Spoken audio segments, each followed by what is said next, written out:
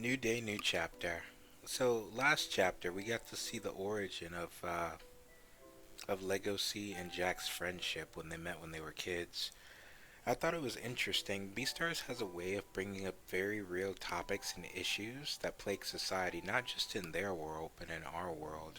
And it was interesting to see Jack struggle because he was introduced as this, happy-go-lucky friend who, doesn't have a care in the world.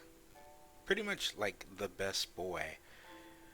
Something I'd like to see with his character going forward is how they touch on the issue of mental health, and I say that because of how Jack presented himself and his insecurities in that chapter, which were him feeling he was fake compared to Legosi, who's the original, who he's descended from, and as well as how he puts up like a front behind a smile. So that's just something I would like for them to touch upon a little bit more as the series goes on. But hopefully we see more of Jack. But right now, we are in Beastars, Chapter 50, Othello of Fire. So, it's now the beginning of a new arc, and we're in fall, since summer just ended. So on my way here, I bumped into this elephant and fell on the floor. I could actually hear the tremors from the elephant stopping. This entire building is deteriorating. Ah, Legosi's hanging out with Haru again, so that's nice. Are you hurt? I bet the mouse family has it really rough here. Well, this school has passages near the ceiling for mice. Huh? Oh, really? Okay, so I completely forgot about Beast. Like, I can't even really compare this this universe to Zootopia because it's so easy to forget that they're. It's so easy to fall into their illusion of being animals because that's their reality. So you kind of forget what they are until it's like specifically brought up. Like the architecture in this universe, it's not as common. What's the word? Commandeering as Zootopia's is. You know how they have like little tubes and stuff, so like hamsters can get in. I'm sorry, not commandeering, accommodating. There we go. As Zootopias, because they had little tubes for hamsters and stuff to get in, and there seemed to be something for everyone in the Zootopia universe. Whereas here, it's pretty much a standard like human design for everything, and not as accommodating for like the smaller animals. That's plain to see. So I just thought that was a little interesting. How the other animals cope being in a school like this. A friendly conversation. Sometime when there's a break, we meet with each other to talk about what's going on in the world. Wow, is that so? I guess I would appear big in the eyes of a mouse. I'm the one who invites her. Oh, really? That's actually pretty awesome. That's a huge step for Legacy. Asking if Haru wants to hang out. I actually missed this part during the last page. Legacy has a phone. He mentioned before when Haru got kidnapped and he went to the back alley market that he forgot his phone. And it's kind of funny that they do have phones here. So let's see. What do you say? So they're texting. It's lunch break. What are you doing right now? Can we meet? Sure. Let's meet in the west stairway in the third floor. Understood. Why do you sound so formal? I'm not sure. Legacy texts so awkwardly. That's cool though. This is normal. Normalcy. I have a simple question. Why do we always meet here? She's the one who decides where we meet. No one really uses these stairs. Is that why? Yes. Really? Well, the thing about small animals is that rumors spread really fast and stay around for a long time. Ah, so she doesn't want to get so Haru doesn't want to get hassled about being seen hanging around with Legosi. I don't know if that's I don't know. I'm pretty sure it's not malicious. It doesn't have malicious intent behind it. I would probably think it's more so to protect Legacy, since Haru's used to it. She doesn't like being bullied, but she's had her fair share of it, right? But I think it's more so to just protect Legacy. But anyway, let's see. What? So everyone knows about it? That we slept together? Yeah, I'm a pro when it comes to being a victim of bullying. So, so let me say this. A rumor is it's like a big ball on a hill. The more scandalous the rumor, the steeper the hill is, and once the ball comes rolling down, it becomes an unstoppable force. That's a that's a very interesting analogy from Haru. Are you being bullied because you slept with me? A wolf? I've always been bullied. It's a bit worse than usual, but it's nothing I can't handle. But I'm worried about you. I can help you. No. Okay, I don't know who's listening, but when they say they slept together, if you weren't here for when I read off the previous chapters, they didn't literally, like, they didn't have sex. Because I'm pretty sure you would get confused and think that's what they're implying. They did not have sex. That didn't happen. Go to chapter 44. They literally just slept in the same bed. They tried to have sex and that didn't work out, and I went into lengthy detail as to why that didn't, but no, they literally just slept, right? And Haru has a reputation around the school as pretty much being the school slut. So, yeah. I'm glad that you're looking out for me, but I don't want to make this worse than it already is. So you don't have to worry. Do you really think I'll make it worse? Maybe we can stop the rumors if we come clean about it. But coming clean about it would be weird, don't you think? Because of our relationship. Okay? Okay. What is she implying? Aw? We don't we don't have to change our relationship, okay? We don't? Nope. I'm enjoying the relationship we have now. Really? Uh-huh. So we're not dating. Wow. Okay, cuz Haru made it seem like they were dating. I must have misinterpreted that, but how Legacy feels, the shock on his face, that's mine. Because, well, then again, they never made anything official. So Legacy's like, so we're not dating?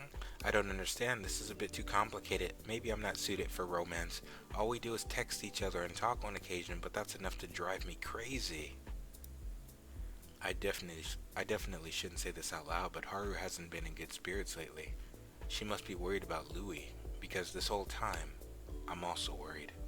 The last time we were together, we were pummeling each other, and now he's been missing for 2 months. Wow, it's been 2 months since Loui went missing? That's crazy. And I actually respect it. It makes sense that they're. I like how this is just such a teenage thing right here, right? You meet a girl, you save her from a group of lions, you start texting, and you're friend zone, you're friend zoned, right? But at the same time, nothing just happens if Legacy's not clear about what he wants. Because I remember at the Meteor Festival, Haru said she'll wait for Legacy to get stronger. So it's not out of the question that she would want to date Legacy. It's probably just not the time yet for these two. And plus, they still have like I'd say they work good together, but they still don't know each other that well based on what I've seen. Just because you save someone doesn't mean you know someone. So I believe they have to work at the relationship a lot more, than just a few texts. And hang out more like they've been doing. So small stuff, little segments like this is cool to me. Because it just makes them feel more real. And what's realer than just getting together and talking about nothing. Or whatever's going on.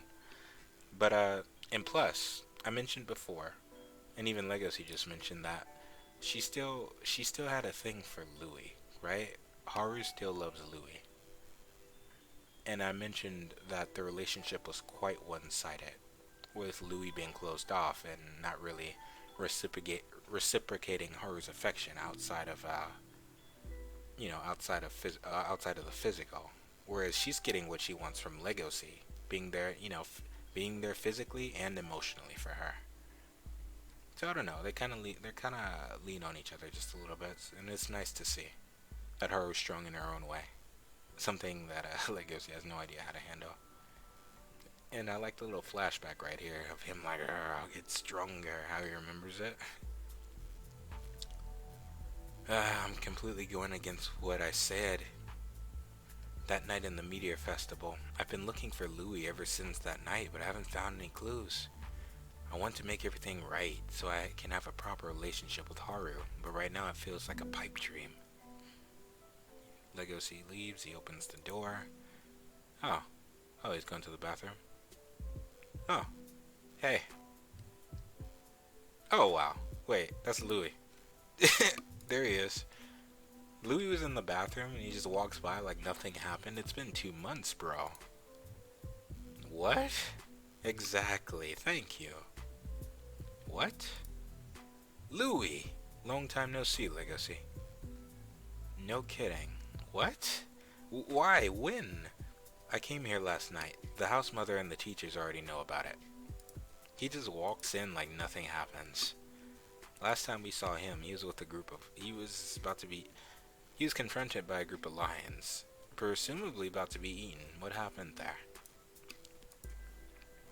Where have you been these past 2 months? Someplace far away. You're heading to the club, right? I'll come with you. So it's been 2 months, has it? That's quite a long time. Why is he so calm? I have so many questions, and yet I can't bring myself to go near him. What happened to you, Loui? Loui, is that really you? So the rumors were true. You did come back. Where have you been? I'm sorry for worrying you. Have you been well?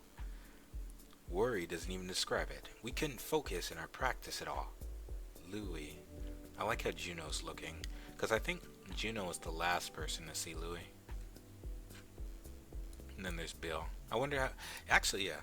I freaking love Bill. Like, I wonder how Bill's reacting now that Louie's back. So let's see. Oh, it really is you. I'm glad. I'll ask questions later, but for now, I'm glad to have you back. That's quite alright, Chief. I want you to accept this. A leave report. Is he leaving school? I came here to give you this. I'm grateful for the time we've had together. You're quitting? Why? The club can't go on without you. The stage? Oh, it takes me back.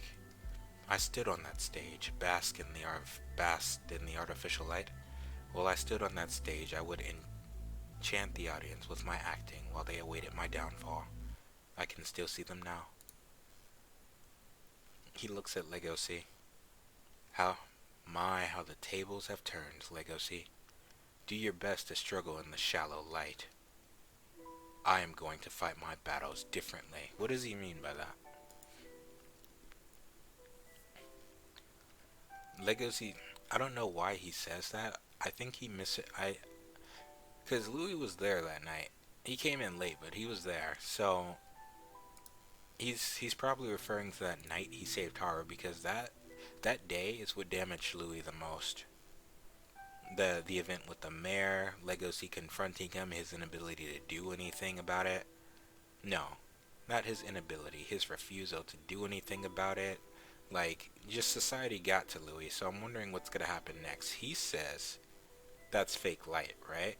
And you see him going to the shadows. Well, technically he's walking out the door, so a new path. But he's cloaked in shadows right there. That's a metaphor, right?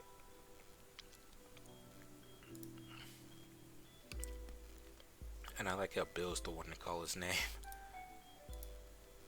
The world is filled with lies. Herbivores are forced to adopt shallow lifestyles and are fated to be eaten alive. I don't understand what he means by that. This society favors herbivores, so that's kind of one-sided. In his worldview, that they're fated to be eaten alive. I don't know. That seems so absolute with him saying that. That doesn't mean that that doesn't mean it has to be that way, you know? Like, if he stays in school and becomes the Beastar, like, there's a chance he can save society. But then again, I'm not too familiar with their Beastar system yet, or what, are there any special privileges to being a Beastar? Like, that needs to be expanded upon. I would actually like to see a Beastar, or meet one, because it's kind of odd. That's the title. Maybe that's going to be a significant moment, but we'll see. Fated to be eaten alive, I will not lose to anyone. I will believe in myself and only myself, and obtain true strength once and for all. So he's coming outside. So, what's his plan here? Him leaving school. How does he plan to...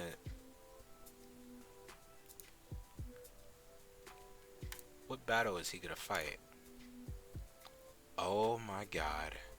I must believe in myself and the wickedness of carnivores. So is he...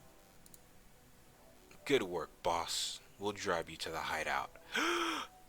No freaking way. So Louie's the new boss of the Shishigumi? How did that happen? He's literally like a mob boss now. This is an excellent panel. I bet this is about to be iconic. An iconic scene in the anime. True coexistence and co-prosperity is made through mutual conflict. Is that his new worldview? I mean, I suppose that's one way of looking at it. He's not wrong, but at the same time, that's a very bleak outlook, because it really doesn't have to be that way. But then again, Louis has experienced the darkness in their society firsthand, and he's been a victim of it, literally, so I don't blame him for thinking this way. And he's the new boss now. Hey, and he smokes? These lines work for him now. Hey, the next time you judge me with your stomach, I'll turn you into a carpet for the hideout. This man's sass. Don't forget our deal. What deal? Louis is alive, but... Okay, so that's the end of chapter 50. Damn. Alright now, I can't wait for the next one. I will see you then. I don't have much to say, so... I don't know, I'll just get on with the next one. Yeah, good game, and good night.